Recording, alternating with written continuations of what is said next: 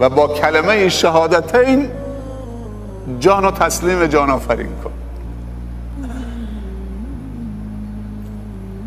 اینجاست که پیامبر صلی الله علیه و سلم میفرمایند هر روز صبح 3 بار این جمله رو تکرار کن: رضیت بالله ربا و بالاسلام دینا و به محمد صلی الله علیه و سلم نبیا و رسولا.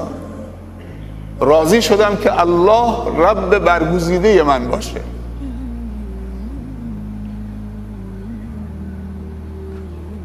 رب مختار من باشه، معبود به حق من باشه.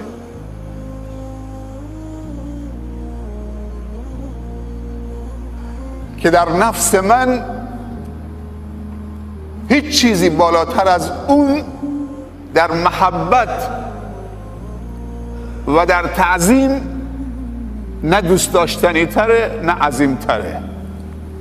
هم محبتش کل وجودم رو در بر گرفته که هیچ چیزی از اون عزیزتر نیست که محبت او رو کمرنگ بکنه در وجود من، و از اون عظیمترم نیست و بزرگتر که عظمت این رب رو کمرنگ بکنه.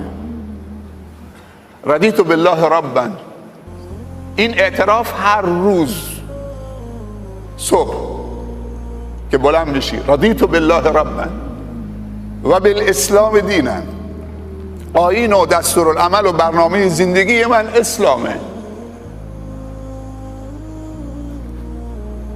چیزی که من و خانواده منو تربیت میکنه، پرورش میده، تزکیه میکنه، تقویت میکنه، هدایت میکنه اسلامه.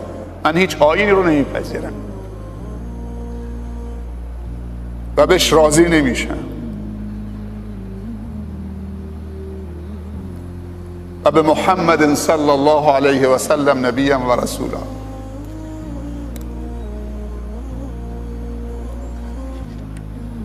و ارشاد هیچ معلمی غیر از محمد صلی الله علیه و سلم نمیپذیرم. اون مربیه، اون معلمه، و اون کسی است که میگه ادبنی ربی فاحسن تأدیبی، انا خیار من خیار من خیار. خودش میگه الله منو ادب کرده، تربیت کرده در بهترین شکلها و حالتها. فاحسن تأدیبی.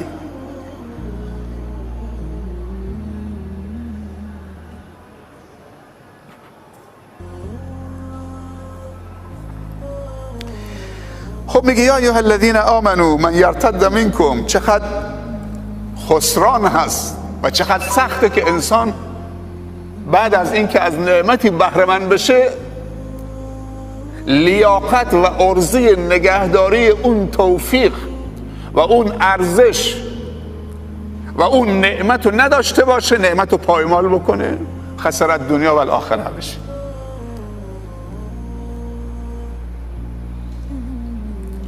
در جای دیگه خداوند میفرمایند اعوذ بالله من الشیطان الرجیم و من اعرض عن ذکری فان له معیشة ضنکا و نحشره یوم القیامة اعمی. کسی که من اونو از نعمتهای خوبم بهره مند بسازم، و اینجا یاد کرده ذکری، منظور قرآنه، ایمان، عقیده است. قرآن یکی از نامهای قرآن ذکره. انا نحن نزلنا الذکر، یکی از نامهای قرآن ذکره. یه کسی که از ذکر من بهره مند بشه، برخوردار بشه، بعد کفران بکنه و روی گردان بشه، اعراض بکنه، من زندگی رو در دنیا بر اون تنگ و تلخش میکنم. این عوارض بدش در دنیا، من زندگی رو در دنیا بر او تنگ و تلخ میکنم، اجازه نمیدم به کامش بشه، چون کفران کرده. حالا عوارض منفیش در آخرت و نحشره یوم القیامة اعمی. علما و مفسرین میگن اگر در روز قیامت دیدی که چند نفر نابینا و کور محشور شدن، اونجا کوری غیر از این کور و نابینا دیگه نیست. همه نابینایان در دنیا اونجا بینا میشن، به جز یک نفر کور میشه، اونی که از ذکر خدا و ایمان و عقیده و دین و قرآن و توحید بهره‌مند شده، بعد کفران کرده، ارتداد. من یرتد منکم عن دینی، هم زندگی رو در دنیا برش تنگ میکنیم و هم تلخ و هم در آخرت اونو نابینا محشور میکنیم. علما میگن اگر اون روز یک نابینا دیدید، نتیجه اینه که در دنیا از نعمتها بهره‌مند بوده، نعمتها رو پایمال کرده، خداوند غیرتش به جوش آمده، اجازه نداده که این دنیا با اون همه نعمتهاش به کامش باشه.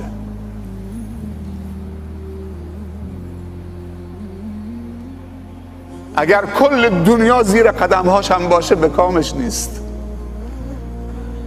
مثل قارون، و خسفنا به و بداره الارض، ما زمین و زیر پای قارون و قصرش و ممتلکاتش باز کردیم. یکی از عذابها خسفه، خ و سین و ف.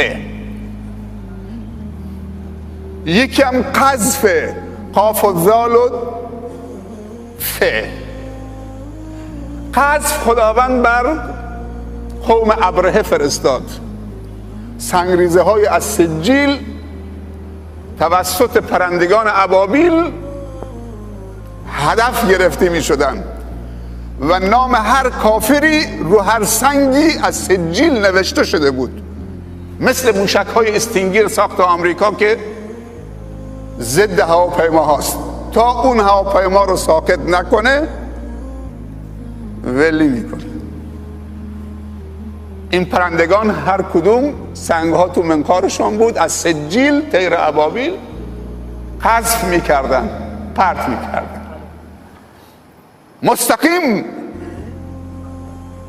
به اون طرفی که چه علامت گذاری شده بود میخورد و دنبالش میکرد. اما خسف چیه؟ خسف این که زمین شکاف پیدا بکنه توسط سونامی، توسط زلزله. و امروز چقدر خسف زیاده در دنیا، در اعماق اقیانوس زلزله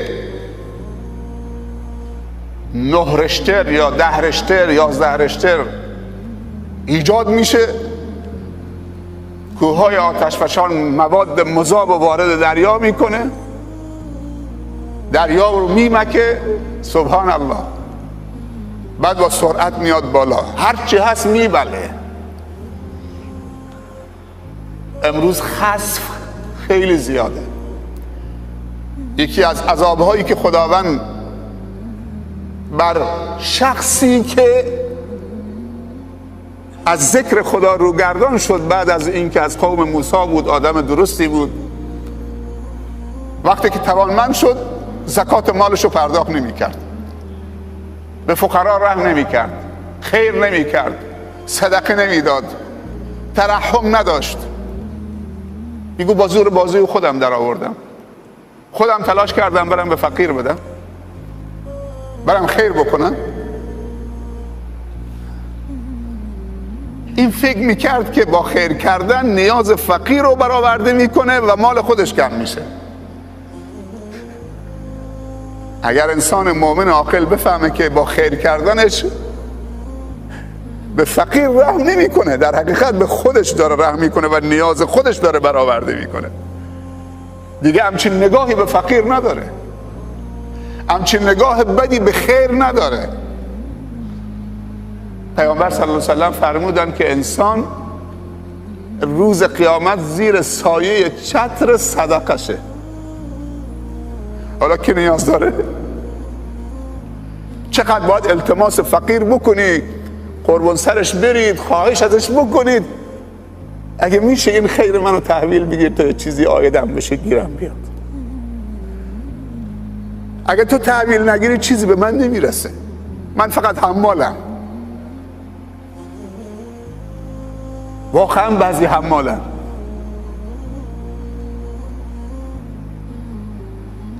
میترسن که حالا چطوری نگهبانی بدن، هر لحظه احتمال داره بهش حمله بکنن، گروگانش بگیرن، بکشنش، ترورش بکنن، ماشینش بدزدن، مالش بدزدن. ولی خیر و زکات و صدقه این ضمانته. خداوند زمین رو زیر پاش باز کرد، خسفنا بهی، زیر پای خودش، و به داره الارض، زمین قصرش خودش رو بلعید، بعد به امر خدا زمین به هم آمد. انگار قارونی وجود نداشت روی زمین. از تواضع زمین سوء استفاده نکنیم. هرچی میخوایم محکم میکوبیم، با تکبر، با غرور، با ویراژ، با ماشین، با تجبر، با ظلم. ما فکر میکنیم زمین حس نداره، احساس نمیکنه این تکبر ما و غرور ما. صبور هست.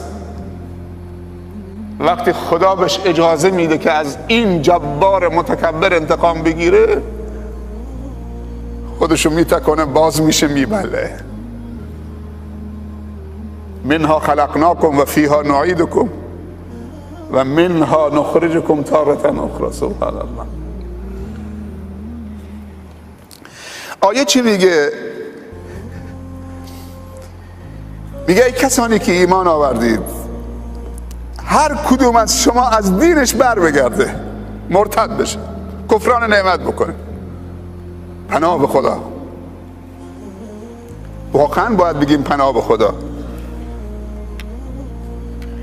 چون پیامبر صلی الله علیه وسلم فرموده در آخر زمان فتنه هایی بر امت من سرازیر میشه که هر فتنه‌ای بزرگتر از فتنه قبلی است، مثل قطعه تاریک شب.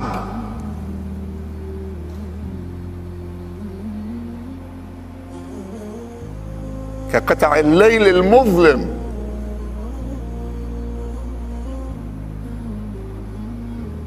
اینجاست که فقط راه خدا و دین خدا و ایمان به خدا و محبت خدا و عقیده به خدا و استقامت در راه خدا فقط نجات دهنده است و پناه دهنده است و پناهگاهه. پیامبر صلی الله علیه وسلم فرمودن ترکتکم علی المحجة البیضاء لیلها کنهارها لا یزیغ عنها الا هالک. من شما را بر راه و منهج و برنامه روشن و درخشان و بیضا، یعنی درخشان و سپیدی که هیچ لبسی توش نیست، هیچ شکی توش نیست، هیچ خفایی توش نیست، هیچ تاریکی توش نیست، رها کردم بعد از خودم. بعد اینطوری توضیح داده و تشریح کرده لیلها کنهارها. شب راه خدا روزه، راه خدا شب نداره، تاریکی نداره. روزش درختانش درخشانه و شبش دوباره درخشانتر از روزش. سبحان الله. شب که میشه دیگه بندگان خدا تو یک سوم باقی مانده شب مباشرتا متصل میشن به رب العزت و الجلال. اونجا دیگه روشنی کامله. شب خیز که عاشقان به شب راز کنن، گرد در بام دوست پرواز کنن. هر جا که دری بود به شب در بندن، الا در دوست را که شب باز کنن. سبحان الله. پس تنها راهی که شب نداره و تاریکی نداره راه خداست، محجة البیضاست، لیلها کنهارها لا یزیغ عنها الا هالک. کسی از این راهی که شبش مثل روزش روشنه منحرف نمیشه مگر اینکه هالکه، هلاک شد. آدم اگه تو روشنایی بیفته، تو روشنایی سقوط بکنه، کسی تو تاریکی تو چاله بیفته، اون یه چیزی تاریکه، ندید سرش به تیر برق خورد. و کسی تو روشنایی سرش به تیر برق بخوره، حتما چشمشو بسته غافل بوده. الان خورشید داره میتابه، کسی معذور نیست که این نور رو نبینه مگر یک نفر این که چشمشو ببنده. پس وجود نور کافی نیست برای دیدن، باید چشمم باز باشه. وجود پیامبر و قرآن کافی نیست برای هدایت، باید تو هم پذیرش داشته باشه. اگر کافی بود پس ابو جهل هم هدایت میشد، ابو لهب هم هدایت میشد. ما خود تو را ندیدیم، نام خوشت شنیدیم. اما ابو جهل دیده، ابو لهب دیده، ام جمیل دیده، ولید ابن المغیره دیده. ما خود تو را ندیدیم، نام خوشت شنیدیم، دین تو برگزیدیم یا مصطفی محمد صلی الله علیه وسلم. اجماعاً یک صلوات بفرستید. پس این میتونه بهترین دستگیره باشه که ندیده شما عاشق شدید. با اون بعد زمانی و مکانی 1400 خورده سال پیش و اون مسافت مکانی، 10 سال ثبت نام حج کردید. اگه امسال بهتون گفتن امسال حج شما در آمده، پر میزنید، پر از شوق زانو میزنید، گریه میکنید. اشک خوشحالی هم هست، اشک خوشحالی سرده، اشک غم هم هست گرمه، سوزه.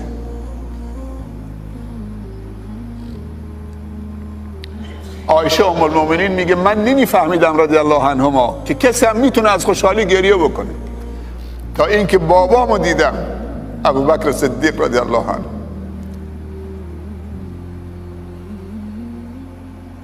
که وقتی پیامبر صلی الله علیه وسلم بهش گفت از صحبت یا ابابکر، همیشه میرفت در گوش پیامبر میگفت از صحبت یا رسول الله، جوابش نمیداد. دوباره میرفت از اون طرف از صحبت یا رسول الله صلی الله علیه وسلم، جوابش نمیداد. رفیق نمیخواد تو سفر هجرت به مکه به مدینه؟ احساس میکرد که وقت هجرتش نزدیکه، هی میرفت در گوشش میگفت از این طرف از اون طرف، جلوش چند روز پشت سر هم، جوابش نمیداد چون هنوز امر از بالا نیامده. تا ای که بعد از چند روز رسول الله صلی الله علیه وسلم به ابوبکر گفت از صحبت یا ابابکر، تو انتخاب شدی، تو هم سفر منی در هجرت. اینجا ابوبکر زد زیر گریه از خوشحالی. از انسان از شوق هم گریه میکنه.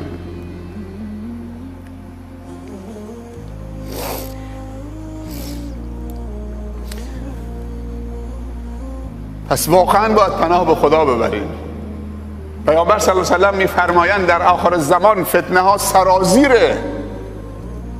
امت من میشه. الان فتنه ها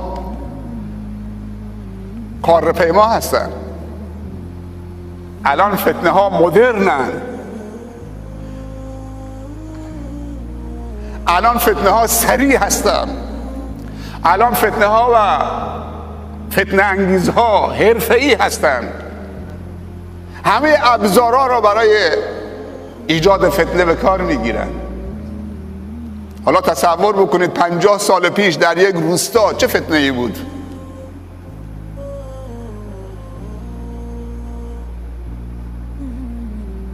هفتاد سال پیش در روستاها چه فتنه‌ای بود؟ حتی دخترها و پسرها بزرگ بودن با هم بازی میکردن، ولی این حرفا نبود.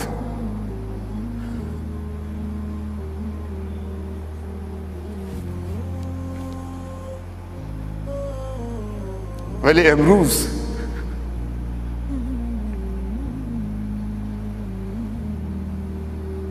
همه میدونید چقدر فتنه های بزرگ مثل کوه داره میاد. پر تلاطمه، اجازه نمیگیره وارد خونت میشه. اینجاست که پیامبر صلی الله علیه و سلم میفرمایند در آخر زمان یصبح الرجل مؤمنا و یمسی کافرا. صبح مؤمنه تو نماز صبح، تو نماز مغرب چه کافره، به نماز مغرب نمیرسه. و یمسی مؤمنا و یصبح کافرا، یبیع دینه و عرضه بعرض من الدنیا. دینش و ایمانش و شرفش رو میفروشه در مقابل پشیزی از دنیا. ولی نقش ایمان رو الان دارید میبینید خودتون، اونم در ماه مبارک رمضان که ایمان افزایش پیدا میکنه. هر هشدار بهشت خداوند باز میکنه و هر روز به بندگانش میگه، به بهشتش میگه هر چی زینت داری بر خودت بگیر، اضافه بر اون زینت های قبلی. خودتو آرایش کن. نزدیک است که بنده مؤمن و روزدار من سختی ها و معونت دنیا رو از کولش بندازه و مهمان تو بشه. پس ایمان وجود داره و ایمان میتونه نقش آفرینی بکنه در مقابل این فتنه ها. فتنه تا زیر پتوی دختر و پسرمان رفته. جرائم روانی جنسی، برید کتاب ها رو بخونید. عوارض مشروبات الکلی، فیلم های مبتذل، مشروبات، مواد مخدر، با اون همه تنوعی که تو مواد مخدر هست، مدل ها، لباس ها و قتل و کشتارها و خونریزی ها، خصوصا در خاورمیانه. خاورمیانه الان آبستن حوادثی بزرگتر از جنگ افغانستان و درگیری های عراق و سوریه و یمن و صومال و پاکستان هست. چیزی که الان صهیونیست‌ها دارن دنبال میکنن عنوانش اینه: مرزهای خونین خاورمیانه. مرزهای خونین، همه مرزبندی های جدید بر اساس خونریزی است و اونم خون مسلمانه، مگر اینکه بر دین خدا استقامت بکنه. راهی دیگه نیست. پس ایمان وجود داره.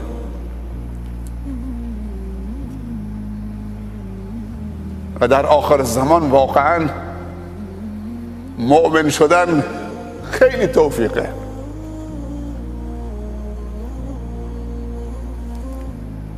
یه وقت از پیامبر سوال کردن،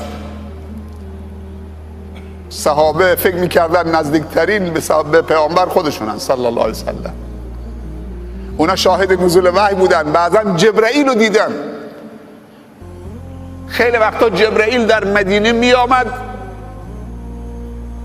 در قالب مردی به اسم دحیة الکلبی، زانو به زانوی پیامبر می نشست، دستش می زد رو زانو پیامبر، رو ران پیامبر.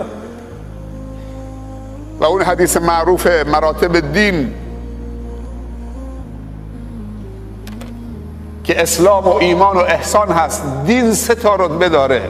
مرتبه اول ایمان، اسلام، احسان، ببخشید، ایمان و اسلام و احسان، اسلام و ایمان و احسان. صحابی دیدن مردی غریب ناآشنا، لباس پاک و سپید و روشن تمیز، هیچ کدوم در مدینه نمیشناختنش، آثار سفر یعنی غبارآلود هم نبود، بر چهره و لباسش نبود.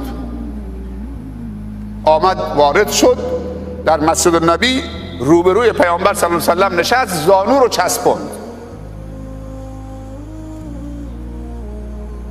سوال کرد یا محمد اخبرنی عن الاسلام، درباره اسلام به من بگو. پیامبر ارکان اسلام رو گفت. سوال کننده گفت صدقت. صحابه تعجب کردن. سوال نشانه اینه که انسان نمیفهمه، میخواد یه چیزی یاد بگیره. این سوال میکنه، خودش هم تصدیق میکنه. مل ایمان، ارکان ایمان هم بهش گفت صدقت. مل احسان، احسان هم گفت صدقت. بعد بلند شد، پشت کرد، رفت، خداحافظی کرد، رفت بیرون. پیامبر به صحابه گفت شما فهمیدید که اون کی بود؟ گفت اون جبرائیل امین بود، آمده بود دین رو به شما آموزش بده. تا دویدن رفتن که آثاری ازش نیست.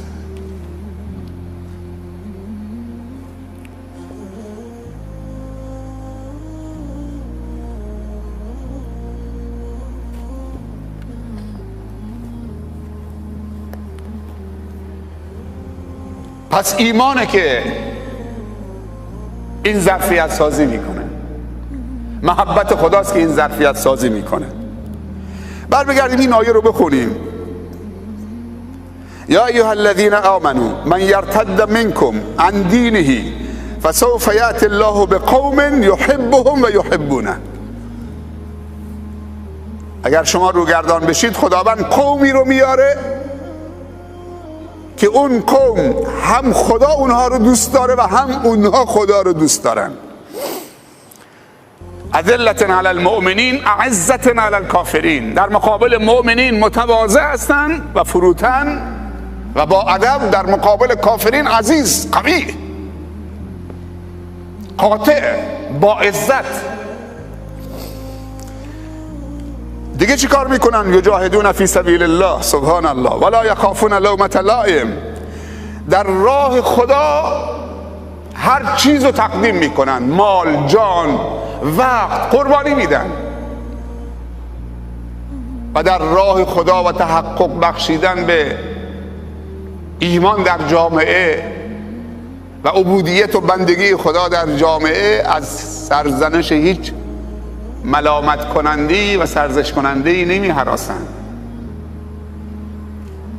اگه یه جوان مومنی یه تحریش گذاشته، یه نفر آمد ازش مسخره کرد، حالا ملا شدید، صبح میره تو تیغه میکنه. اگه آمد تو مسجدش میگن متوا شدید، حالا ملا شدید، فردا نماز رو ترک میکنه.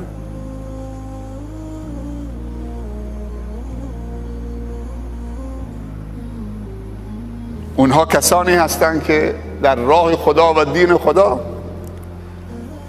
از سرزنش کننده نمی هراسند. ذالک فضل الله یؤتیه من یشاء والله واسع علیم. این فضل خداست، شامل حال ما و شما شده.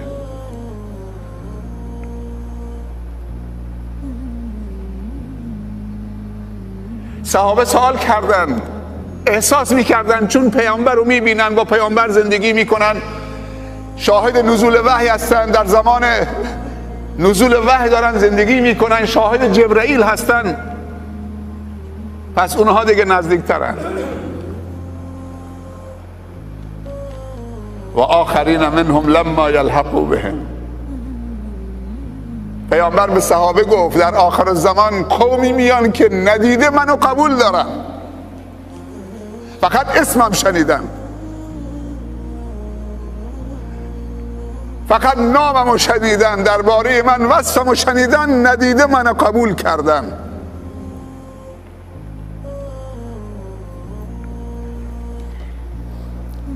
و ما ایرانی ها یه دستگیره دیگه هم داریم، سلمان فارسی رضی الله عنه. گفتن اونها چه قومی هستن؟ پیامبر گفت قوم این آقا، اشاره به سلمان کرد. و پیامبر صلی الله علیه و سلم وقتی که سلمان فارسی داستان اسلامش رو بیان کرد، عمر بلند شد دست سلمان گرفت، گفت تو از خانواده ما، بیا پیش ما.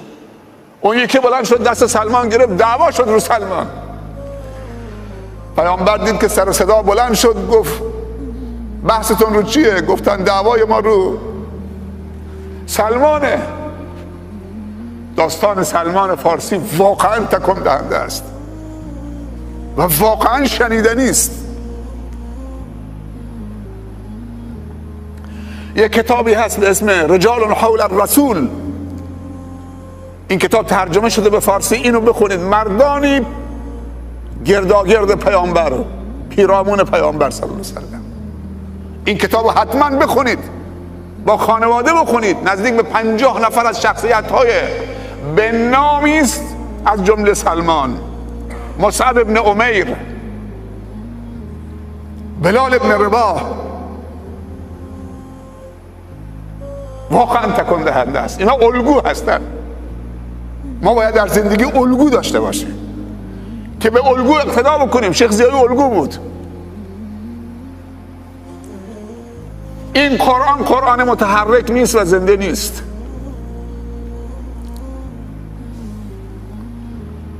پیامبر قرآن متحرک دو پا بود، زنده بود. از عایشه سوال شد اخلاق پیامبر چطور بود؟ گفت کان خلقه القرآن. اخلاقش قرآن بود. قرآن زنده رو زمین راه میرفت. یک زمانی 7 تا قرآن بیشتر در مدینه نبوده. یک قرآن فرستادن گذاشتن تو مدینه، یکی فرستادن مکه، قرآن مکتوب، یکی فرستادن برای کل شام، منطقه شام، یکی برای مصر، یکی برای عراق. امروز تو هر خانه 25-50 تا قرآن هست، ولی حیات نیست، زندگی نیست، تحرک و نشاط و شادابی و تراوت ایمانی نیست.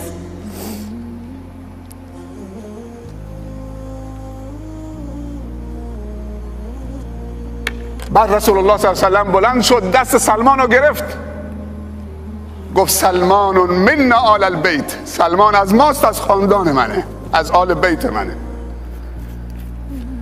و اون قومی که ندیده منو میپذیرن و به من ایمان میآورن، از قوم این هستن.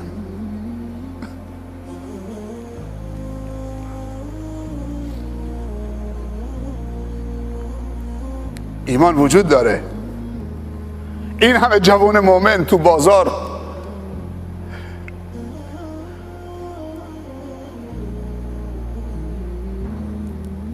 اگه بگیم بازار فتنه درش زیاده، خوبه جای فتنه باشه، ایمان کارساز باشه، خودشو نشون بده. اگه کسی نتونه معصیت بکنه، خب این دیگه ایمانش دیگه هنری نیست. مثلا یه دختر جوان جذابی بره جلو یک پیرمرد 80 ساله تحریکش بکنه، خب چه تحریکی داره اصلا؟ نه دندونی تو دهانش مونده، نه قدرتی تو استخواناش هست، نه خون قوی تو رگهاش جریان داره، نه بینایی قوی تو چشمش هست که لذت ببر از نگاه کردن، نه حسش وجود داره، حس هم رفته، با 4 تا پا داره راه میره. حالا این پیرمرد اگه به اون دختر جوان بگه من زنا نمی کنم، برو، چه هنریه؟ اگه گل زیباست، هنر نیست. خدا زیبا خلقش کرده، گل مجبوره که زیبا باشه، گل نمیتونه زشت باشه. همه گل ها زیبان. اگه فرشتگان خداوند بندگی خدا میکنن، چون ماده خلقتشون طاعته، اصلا ماده خلقتشون معصیت نیست. ولی ما انسان ها هم شر و هم خیر جز ماده خلقت ماست. و نفس و ما سواها فالهمها فجورها و تقواها. هر دو ماده خیر و شر در ما هست. هر کسی با خودش مبارزه میکنه، خیر رو در خودش غالب میکنه بر شر، این از فرشته جلوتره. برسد آدمی به جایی که به جز خدا نبیند. بنگر تا چه حد است مقام آدمیت. ایمان وجود داره. شما نشانه های وجود ایمانید. این جوانای خوب تو بازار، شاید اگر طلبه‌ای ببرن که پشت دیوار بوده، تو مدرسه بوده، از مسجد رفته خونه، از خونه مسجد، اگه ببرنش تو بازار ولش بکنن، شاید طاقت نیاره. ولی این همه فتنه تو بازار، جوانای بازاری همه روزن با دهان روزه، این همه وسوسه، جوان هستن، مجرد هستن، پول دارن، همه امکانات دارن. اینجا ایمان شاه کار میکنه، خودشون نشون میده. این ایمان ارزش داره، نه ایمانی که از ناتوانی باشه. من معصیت نمی کنم چون ناتوانم، نمیتونم.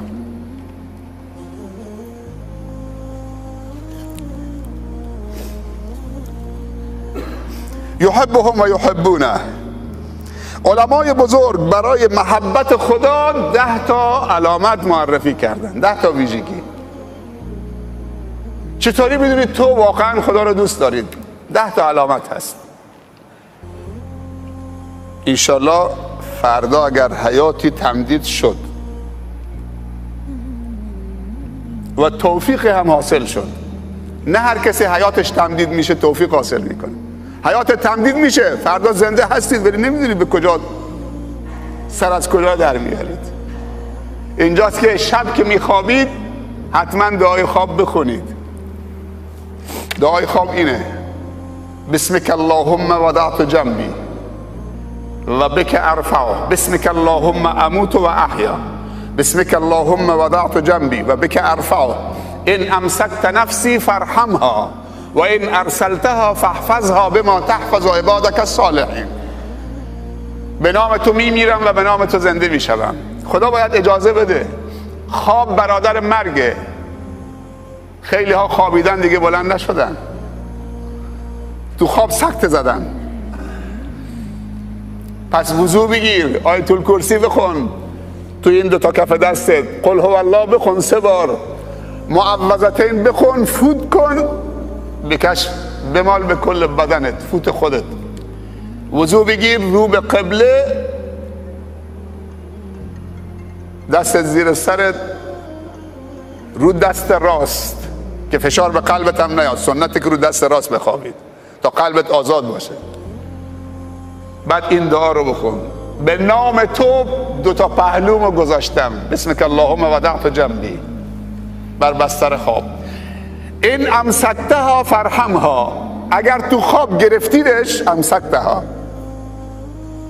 فارحمها، بهش رحم بکن. رو به تو داره میاد، دستش خالیه، توشه کم آورده، امیدش فقط لطف توست و کرم توست و مرحمت توست. اینجا نگفته با عدالتت باش برخورد بکن، گفته فرحمها، رحمش بکن. چون اگه خدا با عدالت ما برخورد بکنه چیزی برای ما نمیمونه. و این ارسلتها، ابش اجازه دادید که دوباره رها بشه، آزاد بشه، تو خواب نگرفتیدش.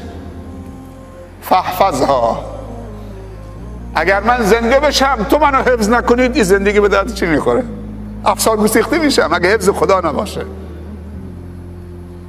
نکاری به این که فلانی شیخه یا فلانی رهبره یا فلانی استاد دانشگاهه یا فلانی بازاری یا مهندسه. نه، باید فحفظها باشه. اگه فحفظها نباشه همه افسار گسیخته میشن.